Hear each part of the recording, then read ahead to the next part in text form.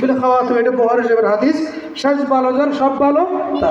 আমাদের শফিকুর মনি সাহেব উনি কাতারে থাকতেন, এলাকার মানুষ আমরা আমাদের নাগালের দরাজর বাইরে ছিলেন, টাউনে থাকতেন, মাঝে মধ্যে এখানে আসতেন, কিন্তু শেষ সময়ে এসে এই আপনাদের সাথে আমাদের সাথে এমনভাবে মিলেমিশে গেছেন যে আজকে আমরা বাধ্য হয়েছি ওনাকে স্মরণ করার জন্য।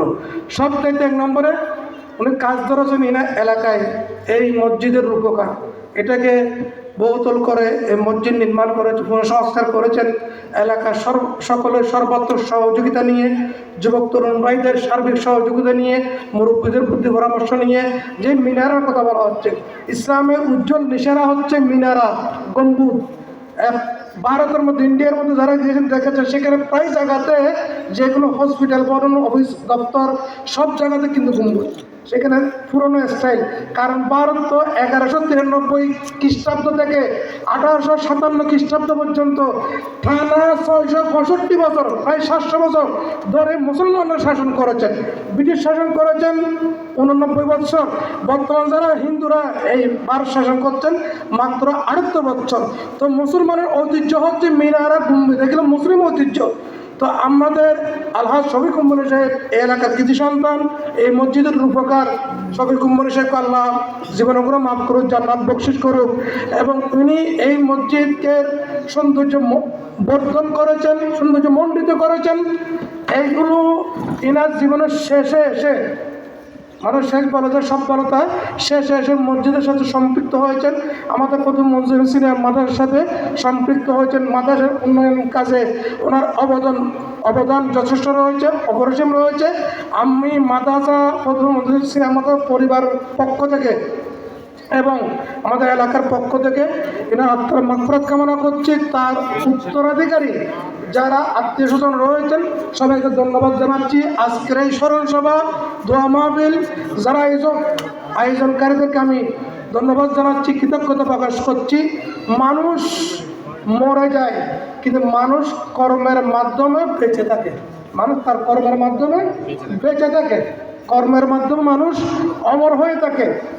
যারা বই পুস্তক লিখেছেন মরে গিয়েছেন কিন্তু তাদের বই পুস্তকে তাদের মানুষের মাঝে জীবিত রেখেছেন।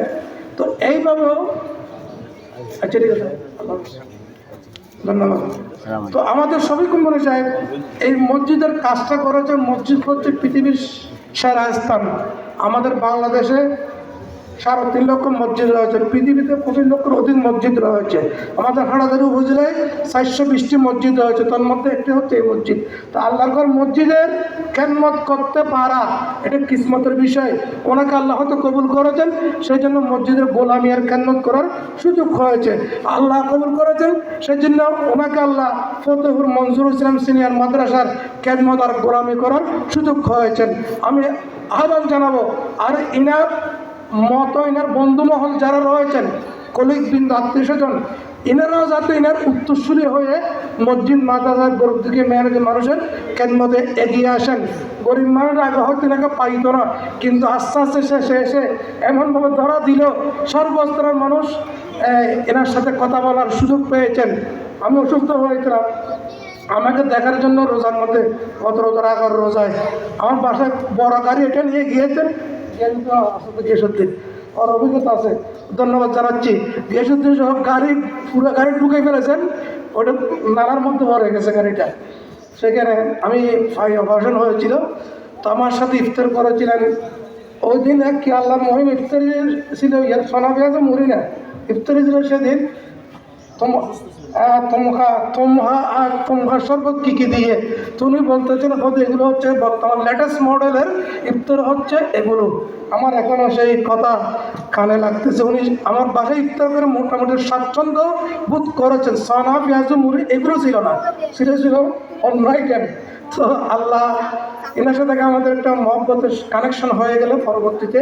তো স্নেহের অভিজ্ঞ আমরা আহ্বান জানাবো যে তা বাবার উত্তরসূরি হয়ে সাথে মাওলানা মোহাম্মদ গিয়াসউদ্দিন রয়েছেন, তার মামার উত্তরসূরি হয়ে জাতি সমাজ গরিব দুঃখী মেহনতি মানুষের খেদমতে সমাজে অবদান রাখার জন্য এগিয়ে আসবেন।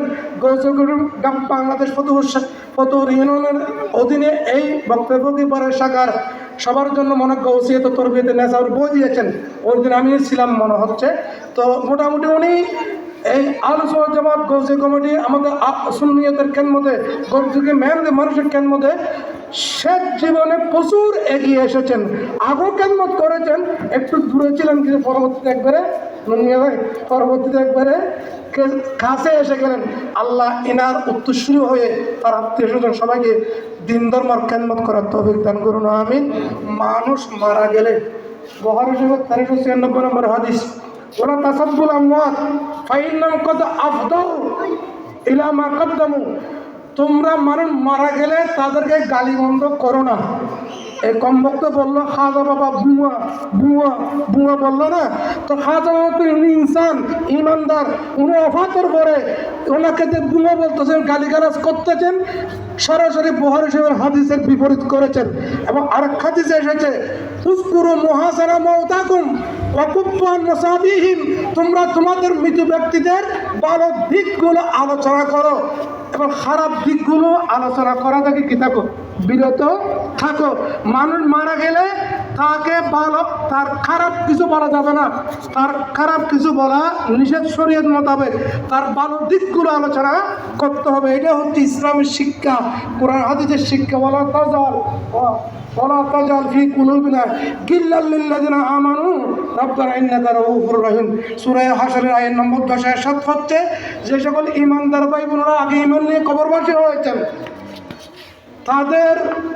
তাদের জন্য আমরা কেউ আমাদের কলবে আল্লাহর দুশমনী, গিল্লুন, হিংসা, হাসদ, বিদ্বেষ এগুলো আল্লাহ আমাদের কলবে রাখিও না। কারণ হাদিসে বলে কত আবদাউ, তারা তো গাট পার হয়ে গেছে, আমি আর আপনি, আমার আর আপনার মৃত্যু কিভাবে হয় এটা আমরা কেউ জানি না। আল্লাহ সেজন্য মৃতদেরকে গালিগালাজ করা নিষিদ্ধ, তাদের জন্য নিষিদ্ধ তো নিষিদ্ধ। আর কি বলেছেন কবরস্থানে গিয়ে, আসসালামু আলাইকুম ইয়া আহলাল কুবুর, এই কবরবাসিন্দাগণ আপনাদেরকে সালাম দিলাম, অহরহ আল্লাহর পক্ষ থেকে শান্তি আপনাদের উপর বর্ষণ হোক। আলোকিত মানুষ যারা রয়েছেন পৃথিবীতে, তারা মারা যাওয়ার পরে এইভাবে তাদের আলোচনা হয়। তো এগুলো আমাদের শিক্ষণীয় বিষয়। আমাদের তরুণ সমাজ, উদীয়মান যুব সমাজ যারা রয়েছেন, মুরব্বীরা রয়েছেন, সকলের প্রতি কৃতজ্ঞতা ধন্যবাদ জানাচ্ছি। আপনারা একটা ভালো কাজ করেছেন, এর জন্য দোয়া মাহফিল, ইসলাম মাহফিল এবং স্মরণ সভা জায়েজ, এবং এই স্মরণ সভার মাধ্যমে তাদের ভালো দিকগুলো আলোচনা করে আমরাও তাদের উত্তরসূরি হওয়ার জন্য ভবিষ্যৎ প্রজন্ম চেষ্টা করব। সুন্দর মসজিদ হয়েছে, মসজিদ সুন্দর হলে হবে না, আমাদেরকে এসে 5 ওয়াক্ত নামাজ এখন যেভাবে পড়তেছেন আমাদের যুবক তরুণ ভাইরা এই মসজিদের মুসল্লি হওয়ার জন্য মনিব কবুল করুন, আমিন। সবাইকে আবারও কৃতজ্ঞতা প্রকাশ করে, আগত মেহমানবৃন্দ সবাইকে ধন্যবাদ, মোবারকবাদ, কৃতজ্ঞতা প্রকাশ করে আমি আমার বক্তব্য ইতি টানলাম। আসসালামু আলাইকুম ওয়া রাহমাতুল্লাহি ওয়া বারাকাতুহু।